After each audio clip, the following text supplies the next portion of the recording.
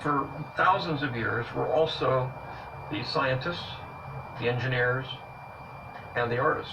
Because in order to accomplish certain works, especially in architecture, you had to figure out how to accomplish it because, I mean, they sat with the Duomo in Florence for hundreds of years because they couldn't figure out how to put the dome on it.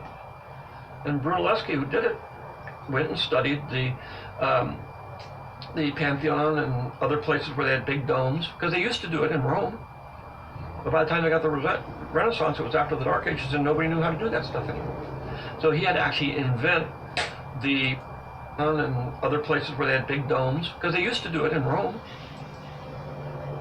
Used to do it in Rome. Used to do it in Rome.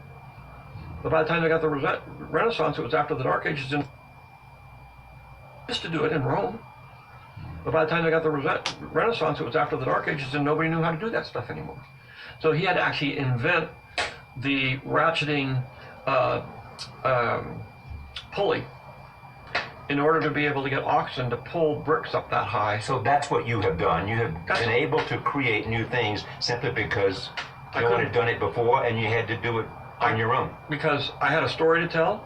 Yeah. There's a gap between what is possible and where my vision is, and I've had to fill that gap, which is what anybody does. You don't invent technology and then figure out what to do with it. You come up with an artistic problem, and then you have to invent the technology in order to accomplish it. So it's the opposite of what most people think it is, and any artist will tell you that. And